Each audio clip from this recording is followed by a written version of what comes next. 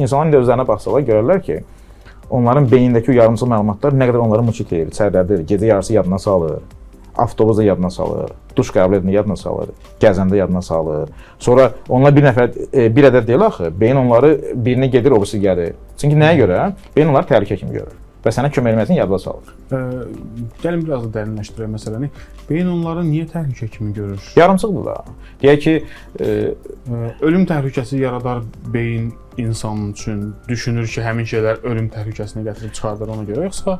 O tibbi hissəsi bizə çox maraqlı deyil də. Ümumiyyətlə, belə deyək də, o alimlik ayrı. Çünki beynin həyatda sağ qalmaqdır da məqsəd. Hələ sənə kömək etmək üçün də, deyək ki, insanlar düşünürlər ki, beynin... Ölməmək üçün də, beyin onun üçün çalışır. Bəli, insanlar düşünür ki, deyir, mənim beynim, deyir, mən tənbələm də, deyir, mənim beynim mənə uğur aparmır. Beynin uğur aparmaq funksiyası yoxdur. Uğur aparmaq üçün sən ona məcbur eləməlisən. Beyin tənbəl bir aparatdır, tənbəl bir cihazdır. Yəni, o düşüncə ki, sən uğura getməsən, öləcəksən, bəli. O səni uğura aparacaq. Məsəl üçün, deyək ki, mən sizə deyim ki, gəlin burada 2 kitab oxuyaq, deyəsiniz ki, vaxt yoxdur. Amma bu ortada 2 dənə şir girsə, desək ki, 2 saat vaxtın var, şir səni yeyəcək, oxuyacaqsan. Təhlükə, yəni beyinə onun funksiyasına baxmaq lazımdır. Təhlükədən qaçmaq kimi istifadə etmək. Məsələn, mənim başımda güllə olan daha yaxşı işləyərəm, nəinki mənim xəyalımda Lamborghini olanda, aydındır, Lamborghini olanda. İnsanlar amma Lamborghini qaçırlar, mənim lazım ki, gülləni gətirim özümə, tapım aradansa.